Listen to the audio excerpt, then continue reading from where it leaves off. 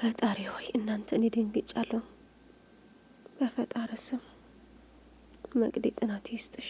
ምንም ማድረግ እንኳን ምንም ማለት እንኳን አልችልም። እኔ በጣም ነው ደንገጥኩት። አሁን ነው የሰማሁት፣ አሁን ነው ያየሁት። የምር ያልጠበቅኩት ነገር በቃ የኔ እናት በስደት ሆነሽ ይሄን መስማት በጣም ከባድ ነው ላንቺና በቃ ጽናት ይስጥሽ የኔ እናት። ያው በቃ ፈጣሪ ያለው ነው ሁሉም ነገር የሚሆነው፣ እኛ አይደለም። እኛ የእግዚአብሔር ፍጡር ነን፣ የእሱ እቃ ነን። በሚፈልገው ሰዓት መውሰድ ይችላል። በቃ አንቺ ጠንክረሽ ለቤተሰቦችሽ ማየት ነው ያለብሽ የኔ ውድ እህት። የምሬ ነው። በጣም ነው የደነገጥኩት። ምንም እንደሚባል እንኳን አላወቅም። የምር አምላኬ ሆይ በስደት ሆናችሁ ይሁን እንደዚህ ነገር አትስሙ እናንተ። ፈጣሪ ሆይ ፈጣሪ ያጽናሽ። በቃ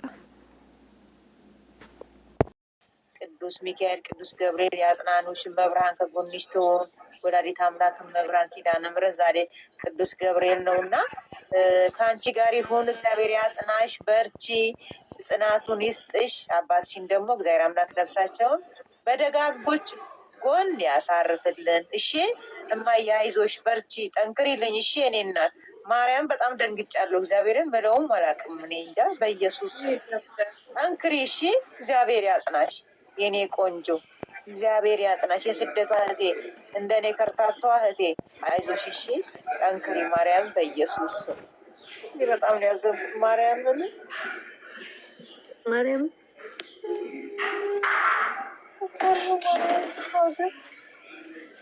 እና የኔ ውድ ሁሉም ያልፋል። ጠንካራ ሁኚ። አንቺ ስትጠነክሪ ነው ሁሉም የሚጠነክረው። ሁላችንም ቀን ነው የምንጠብቀው አይደለም። ሞቶብን በህይወት እያለ አባት ምን ያክል ከባድ ነው። ማርያምን በጣም ነው ያዘንኩት። እግዚአብሔርን በጣም በቃ ከትናንት ድረስ እናውራ ስለነበርም መቼ በጣም ያዘንኩት። እግዚአብሔር ነው ላት ነበር ምን የነበረው ነው።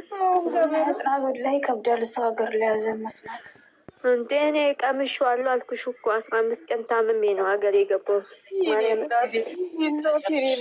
አይዞሽ እሺ መቅዲ፣ አይዞሽ እሺ እናት አለም የስደቷ እህቴ አይዞሽ እሺ እማዬ። ማርያምን እኔ በጣም ነው የተሰማኝ። እግዚአብሔር ያጽናሽ።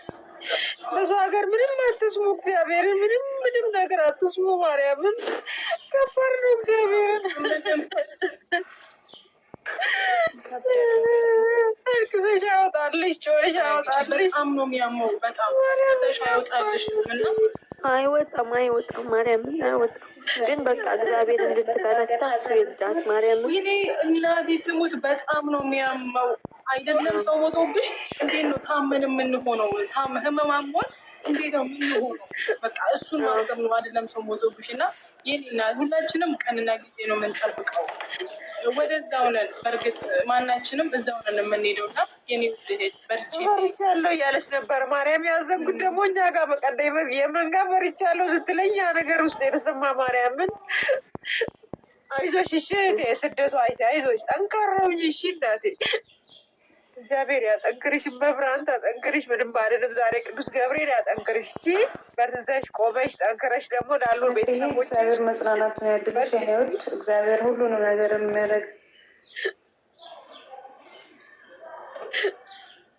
ሁላችሁ ክፉ ያጋችሁ። ምንም በሱ ሀገር አትስሙ። ማርያምን እኔ ቆንጆ እግዚአብሔር መጽናናቱን ያድርሽ። እኔ ቆንጆ ነፍስ ያሉልሽ የኔ ቆንጆ ነፍሳቸውን ከደጋጎች ጎን ያቆምን። መቅድዬ የኔ ውድ የኔ እናት የስደቷ እህቴ አይዞሽ፣ እግዚአብሔር የፈቀደውን ያደርገውን። ሰው ሀገር ሆነሽ ለቤተሰቦች ተጠቃ እንዳትሆኚ ራስሽን ጠብቂ የኔ ቆንጆ። እግዚአብሔር መጽናቱን ይስጥሽ፣ ጽናቱን ይስጥሽ እናቴ ድንግል ማርያም ሰው መጽናናቱን ትስጥሽ።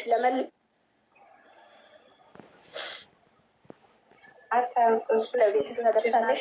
ራስሽን ቲክቶክ የሚያለቅስ ሞጃ ትላቁ ይዘጋብናል። የሚያለቅስ ሞጃ ትላቁ ይዘጋል፣ ቤቱ ይዘጋል። ዋርኒንግ ታመጣለች። ሀገር ሀዘን መስማት ናሽ ጎበዝ ነሽ እና እግዚአብሔር መጽናናቱን ይስጥሽ የኔ እናት። ጠንክሪ። አንቺ ጠንካራ ስትሆኝ ነው ሁሉም ነገር እንትን የሚለው እና አይዞሽ የኔ ውድ እህት። እሺ ከጎንሽ ነን። አይዞሽ እናቴ አለን፣ ከጎንሽ ነን። እሺ የኔ ቆንጆ እግዚአብሔር ያጽናሽ። ምንም የምለው ነገር የለኝም እኔ ማርያም። መቤቴ ታጽናሽ የኔ እናት። እግዚአብሔርም በጣም የገለጸት እኔ ገና ሁሉ ስልኬ ያህት እኔ ደግሞ ልናገርላት እስቲ ትንሽ ከሻልኩበት ማርያምን እምቢ አለኝ እኮ። ያው እግዚአብሔር የፈቀደው ነው የሚሆነው። እኛ እንሞክራለን። ሰው ደግሞ ከተጻፈለት ቀን ማንም ዝልፍ አይልም። እኛ የተሰራን የእጆቹ ጥበብ ስለሆንን በምን ቀን ይዞን እንደሚሄድ ስለማናውቀው እግዚአብሔር የወደደውን አድርጓል።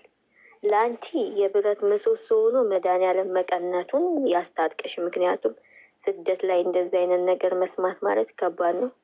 ሞክረሻል፣ ጥረሻል። እዛም የነበረው ቤተሰብ እንዲከ ጨረቃ ፋሚሊ አደራም ከጎና ሆነ። አሁን በጣም ሰው ያስፈልጋታል ይህች ልጅ ማለት ስደት ሆነን ብዙ ነው የምንሰማው፣ ብዙ ነው የምናየው።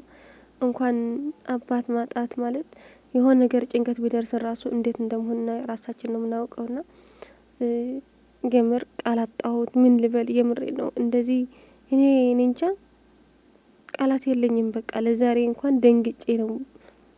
ፈጣሪ ሆይ መጽናናት ይስጥሽ፣ ጠንክረሽ እናያለሽ።